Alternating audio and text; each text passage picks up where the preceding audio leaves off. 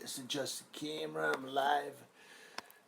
All right, guys. Oh, this is professional.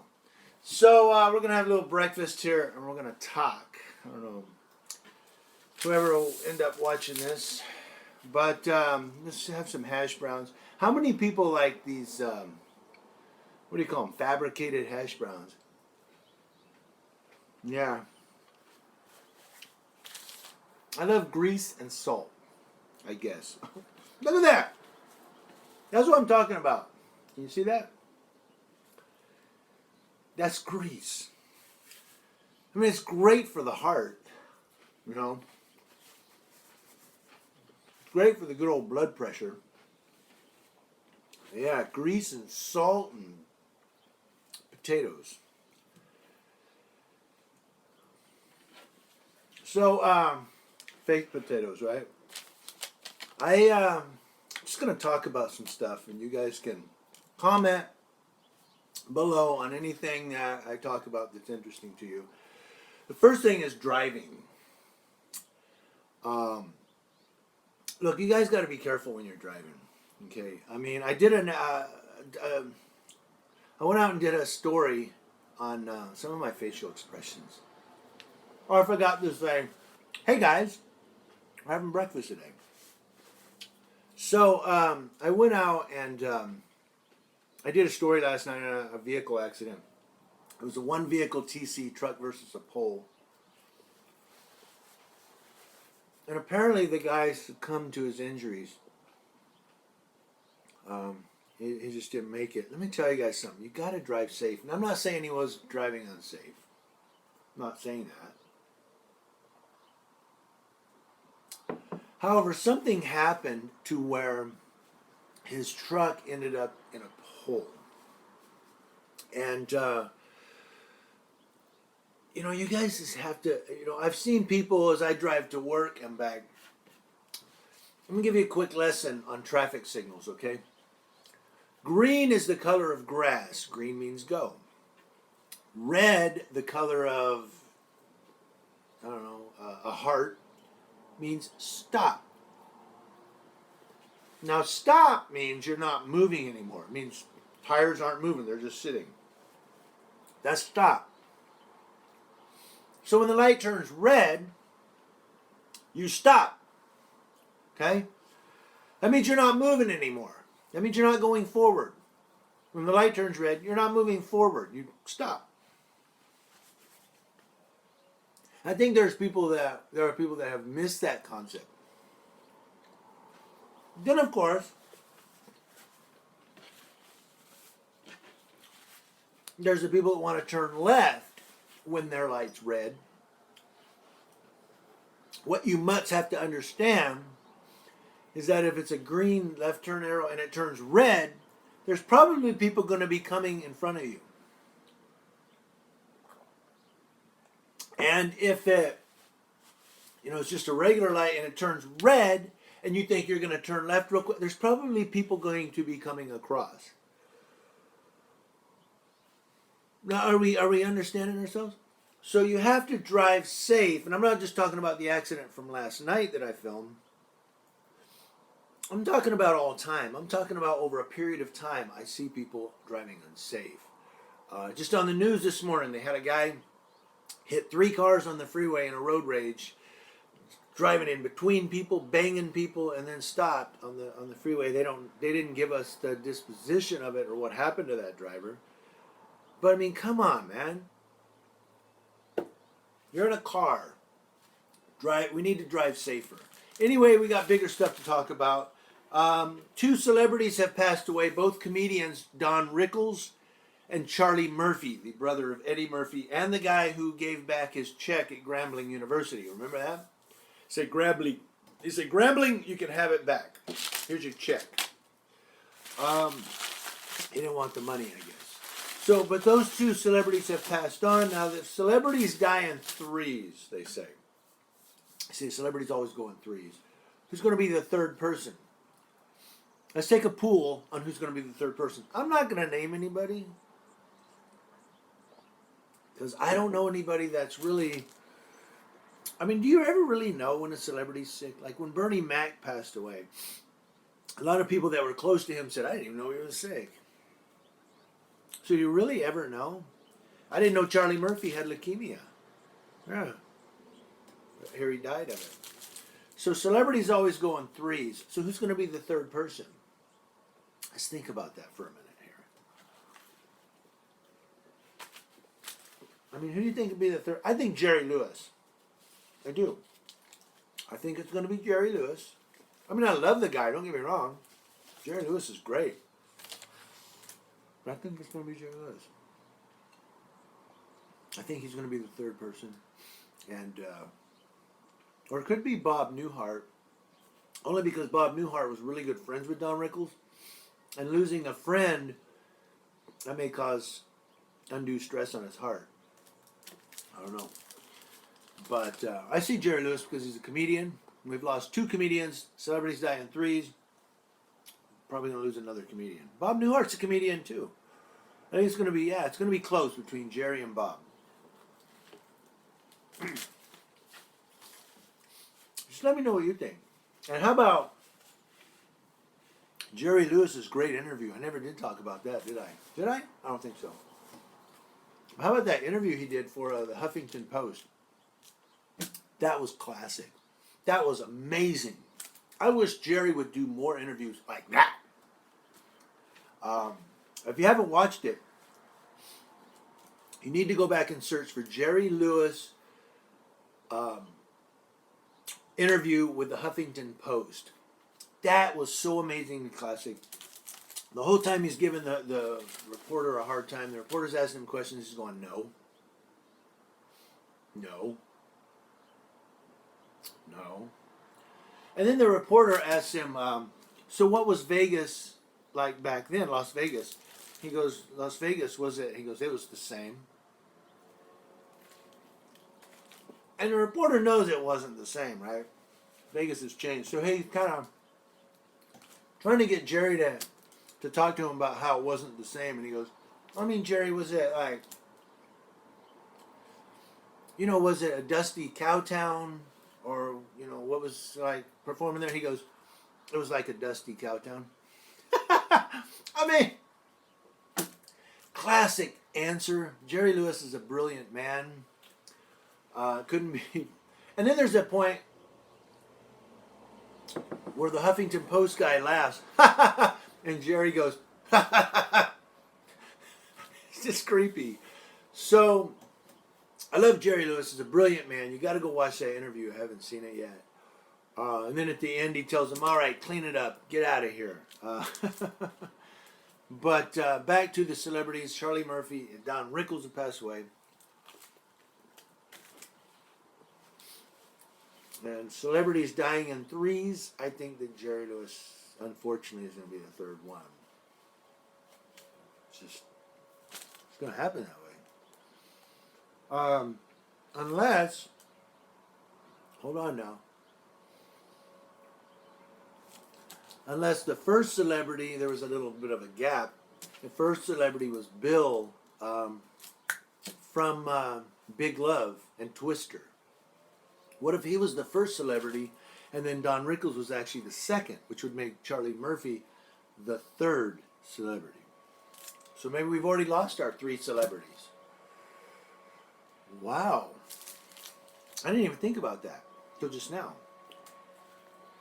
So if you're wondering what I'm eating, it's a toasted sandwich with sausage, 2 eggs,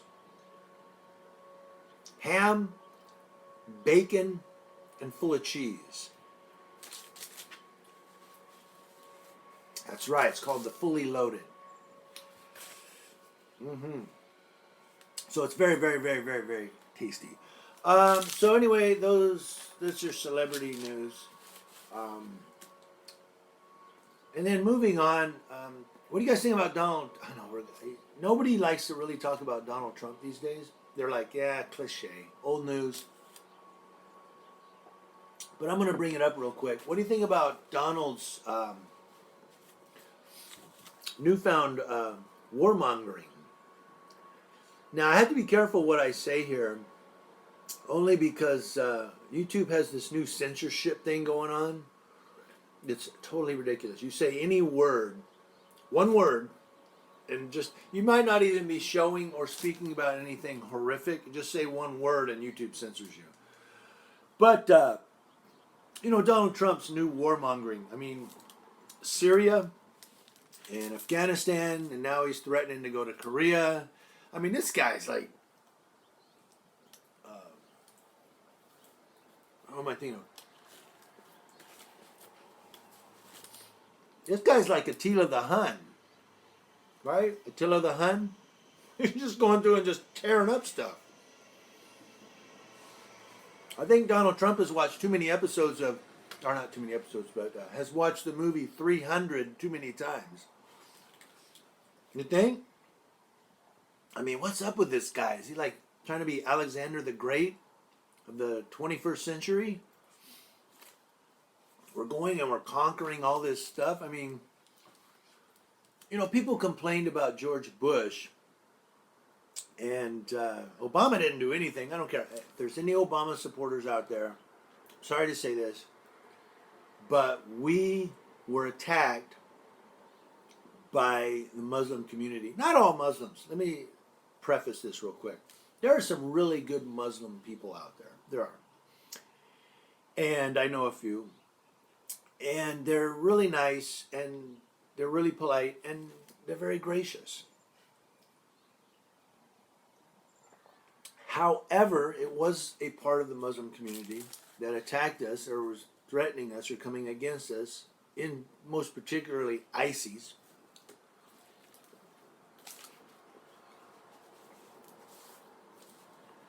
And what did President Barack Obama do? Nothing.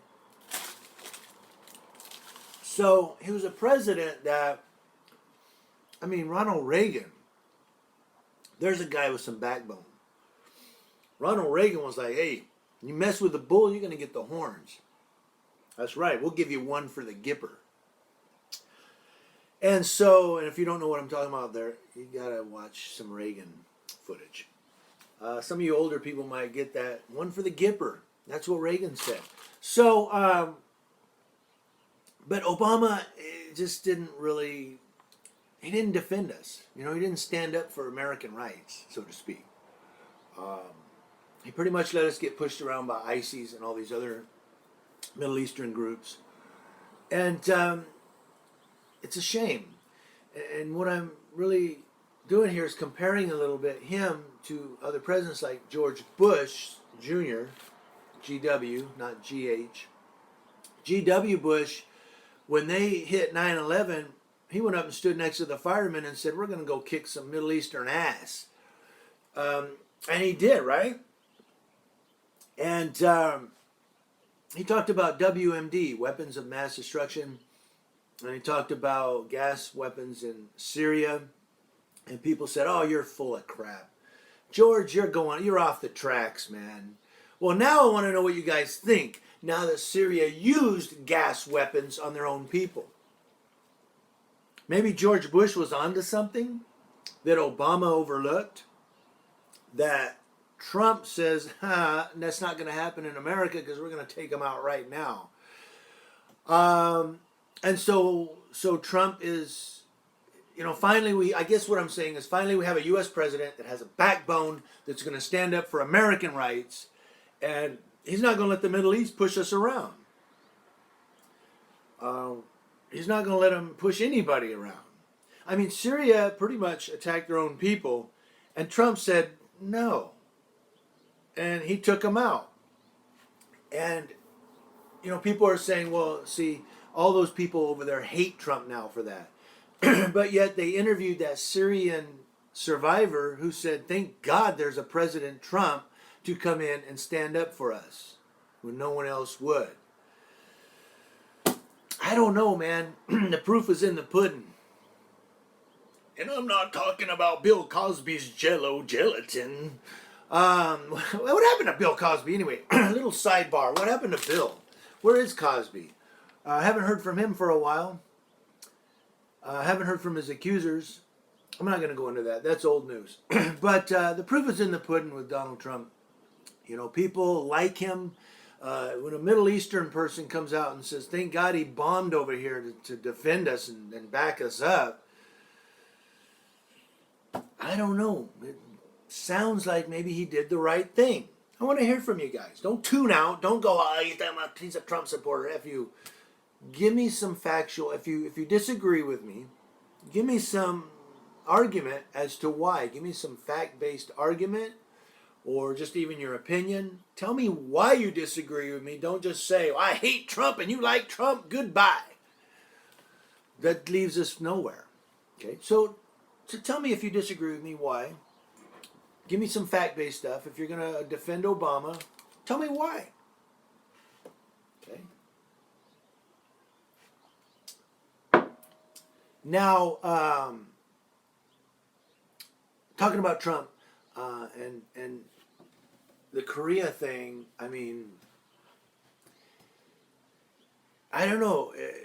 It's a little scary only because I'm in California and I'm on the West Coast. So if Trump decides to hit Korea, they're going to be hitting the West Coast, right? So that's a little scary. Talking about the Asian community now, what about that Vietnamese doctor on United Airlines? Now, I made a video the other night and I said he was a Chinese doctor only because someone reported that. I was reading the news and I read that he was a Chinese doctor. But maybe he was a Chinese doctor living in Vietnam. But then I just read another news report where they're saying he was a Vietnamese doctor. And Vietnam and China are like right there, geographically. So, but let's talk about that. I mean, United Airlines, not only are they booking red-eye flights, now they're booking black-eye flights.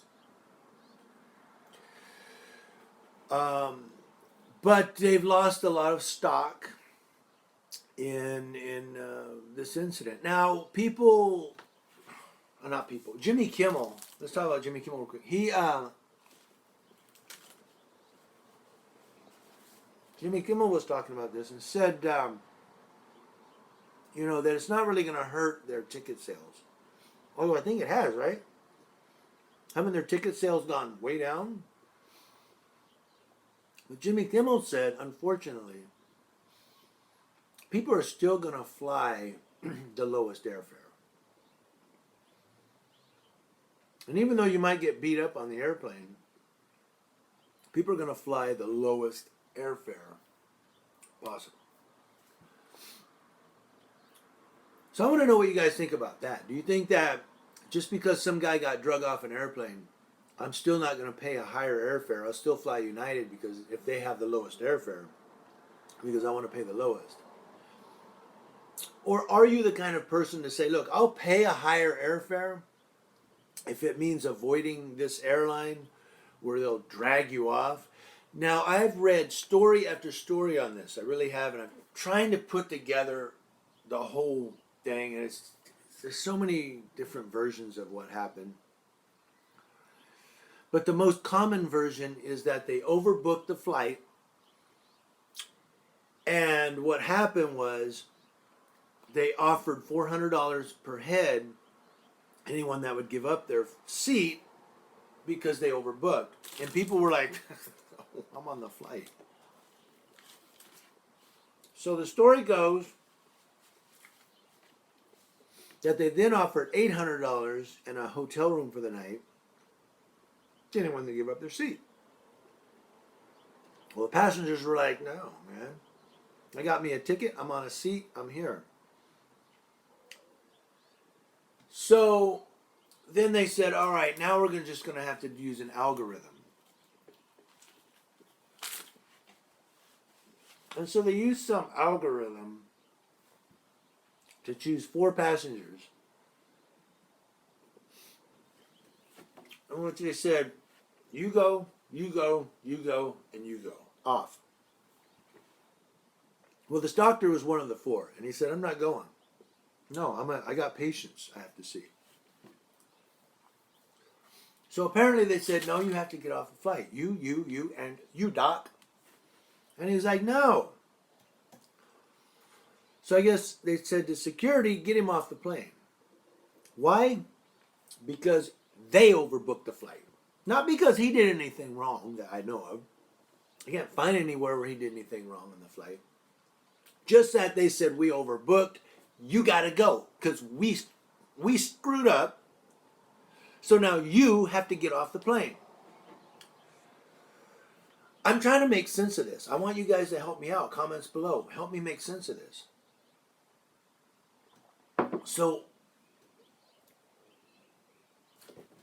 So the doctor doesn't want to get off the plane. So they start dragging him off this airline.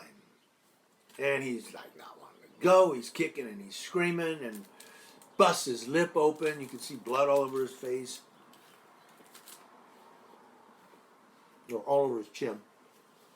And they're dragging him down the aisle, humiliating this poor guy. Because they overbooked the flight. And